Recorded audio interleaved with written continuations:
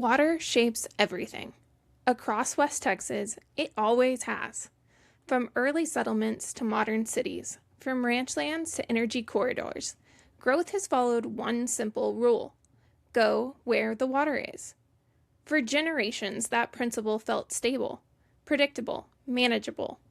Across West Texas, you can trace that history along what is now the I-20 corridor. But long before it was a highway, and even before it was a rail line, this was a path defined by water. Early settlers didn't move through this region randomly. They followed what little water they could find: springs, shallow groundwater, natural draws where water would collect after rain. In a landscape where rainfall is unpredictable, those small pockets of water determined everything: where you could stop, where you could stay, where you could survive. As the region began to develop, those same patterns shaped something more permanent.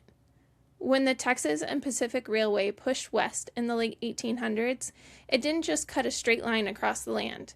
It followed access. Steam locomotives needed water, constantly. Every few miles, they had to stop and refill. So rail stations weren't placed arbitrarily. They were placed where water could be sourced, stored, and sustained.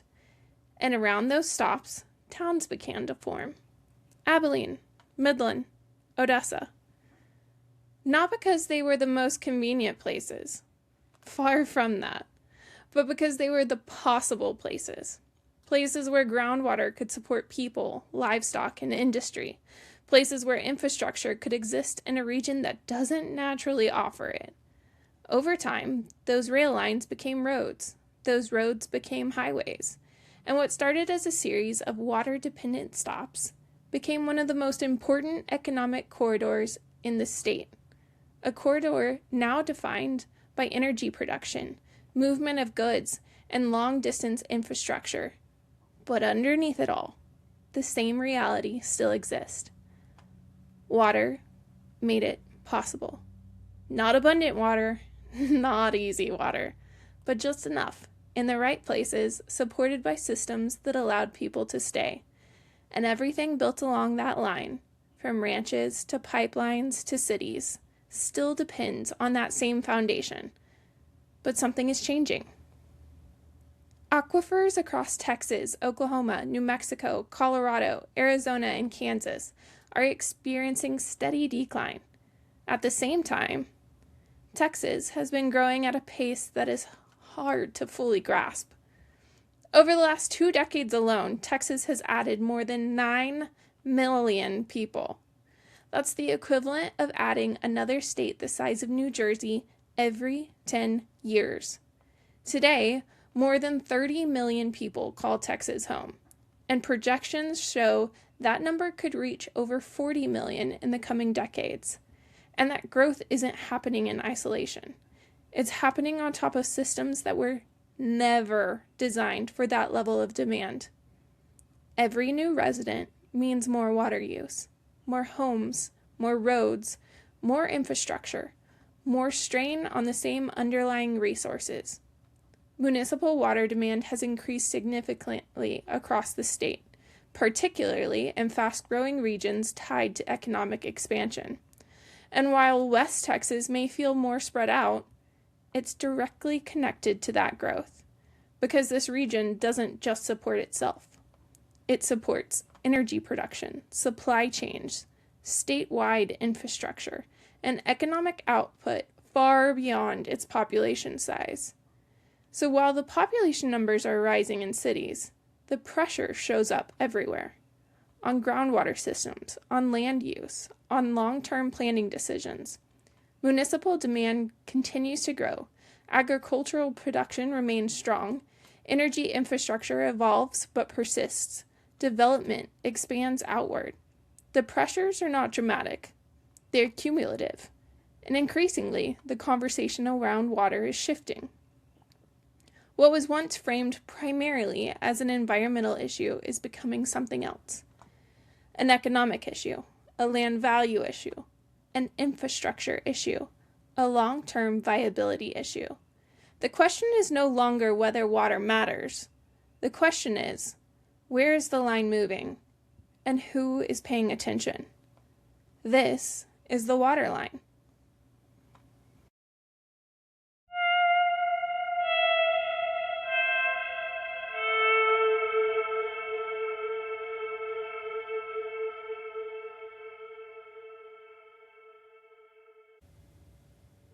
To understand why that matters, you have to understand something most people never think about.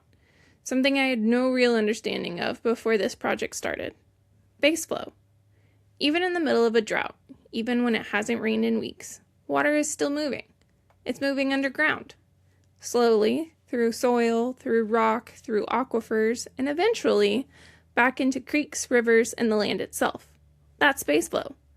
It's the steady, unseen movement of water that keeps systems alive between rain events. It's what allows springs to flow, grass to keep growing, soil to hold moisture, and land to stay productive, even when the rainfall is inconsistent. And in a healthy system, base flow is stable.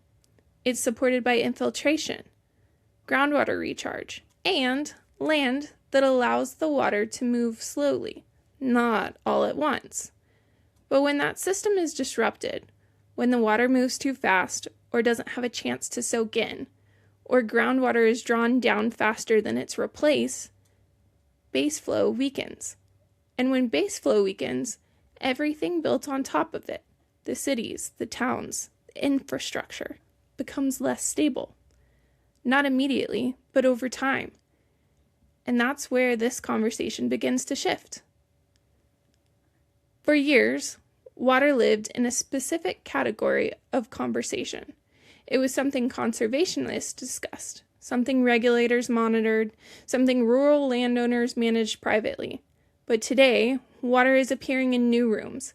It's influencing financing decisions. It's shaping permitting timelines. It's affecting municipal growth planning. It's entering underwriting conversations. It's entering the boardrooms of large oil corporations. Developers are being asked new questions. Ranchers are running different calculations. Cities are revisiting long-term supply assumptions. This is not alarmism, it is recognition. Water underpins everything else. And when water becomes uncertain, everything built on top of it becomes uncertain too. The land itself, how it holds moisture, how it produces, how it responds over time.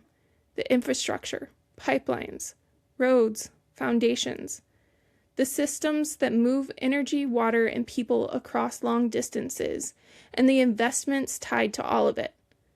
What land is worth, what it can support, what it will be capable of in the future. Because none of those things exist independently. They all rely on what's happening beneath the surface. And in some parts of West Texas, we're beginning to see what happens when those subsurface systems are pushed. Increased pressure underground, shifts along fault lines, small, measurable seismic events in areas that historically didn't experience them. Not catastrophic, but enough to tell us something important. The ground itself is responding. Not just to the water availability, but to how water is being moved, stored, and managed at scale.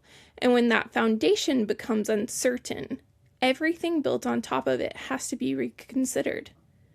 When water supply becomes uncertain, long-term planning becomes uncertain. And uncertainty in land and infrastructure and investment changes behavior. That's the line that's moving. Not always loudly, but clearly.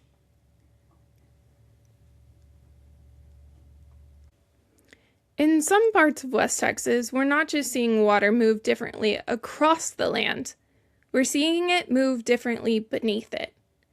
In the Permian Basin, millions of barrels of water are being brought to the surface every day as part of oil production. And for decades, the solution has been the same: inject it back underground, out of sight, out of mind. But over time, that water doesn't just disappear. It builds pressure, and it takes up something called pore space. Pore space is the empty space between grains of rock and soil deep underground, the space where water can be stored. In a natural system, that space fills slowly. Rainfall moves through the ground, filters down over time, and is held in balance beneath the surface. But when water is injected at scale, that space fills much faster than it was ever designed to naturally. And once that space begins to fill, pressure increases, movement changes, and the system starts to respond. And in some areas, like the Permian Basin, we're starting to see the effects of that pressure. Small shifts in the ground, increased seismic activity, earthquakes in places that historically didn't experience them. Not dramatic, but measurable. And it raises a new kind of question. Not just how much water we have, but how we move it, where we store it, and what happens when those systems reach their limits. We'll go into depth on that in future episodes. If you work the land, you understand that water has always mattered. What's different now is how directly it affects long-term value. For ranchers, water availability determines carrying capacity. It determines resilience through extended dry cycles. It determines whether land remains viable across generations, whether the value of your land will grow or lessen for your children, your grandchildren, and your great-grandchildren. For municipalities, water defines growth boundaries. It influences infrastructure investments that stretch decades into the future. For energy producers and industrial operators, water management increasingly ties to compliance, operational continuity, and public accountability. For developers and investors, water is beginning to factor into valuation long before ground is broken. For some, they're seeing that evaluation should have happened long before investments were even made. Water is no longer just an operational detail. It is becoming a strategic variable. This isn't about limiting growth.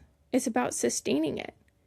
In arid regions like West Texas, water is infrastructure, just like roads, just like power, just like access. You can design thoughtfully. You can build responsibly. You can operate efficiently. But if the water strategy under those efforts isn't sound, the long-term math becomes fragile, and fragility compounds over time. That's why this conversation matters now, not because crisis is immediate, but because preparation determines resilience. At KDC Associates, we are professional landscape architects practicing across Texas and the broader Southwest, working in regions where water has always required thoughtful management. Landscape architecture, at its core, is about land systems. It's about understanding how water moves across terrain, how grading affects retention, how infrastructure interacts with natural flow, how restoration strengthens long-term performance. For decades, our work has required us to think about water not as a feature, but as a force. We've worked on ranchlands where retention strategy influenced long-term productivity, on municipal projects where drainage planning shaped decades of maintenance costs, on industrial and energy-adjacent sites where ecological recovery had to meet both regulatory standards and long-term health. As licensed professionals, our responsibility extends beyond aesthetics.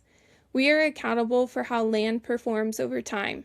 And in recent years, the questions we are being asked have begun to change.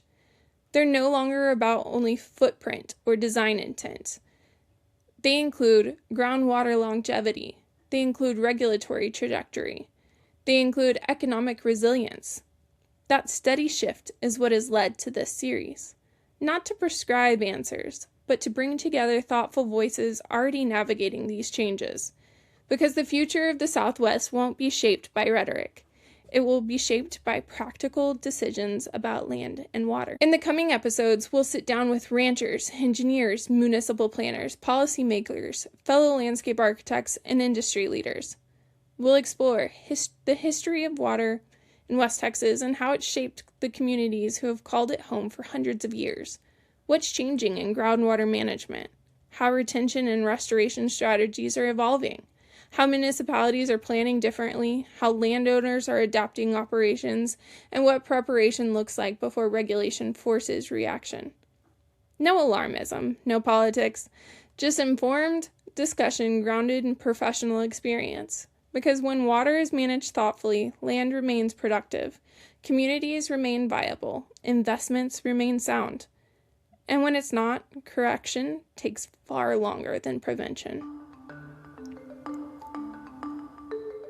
Water has always shaped Texas, but in the years ahead, it may shape it more visibly than ever before. The question isn't whether it's coming, it's whether we're prepared for it. In future episodes of The Waterline, we'll continue examining where the line is moving and how landowners, municipalities, and industry leaders can respond with foresight rather than reaction. Until next time, this is The Waterline, produced by KDC Associates. I'm your host, Elizabeth Resch.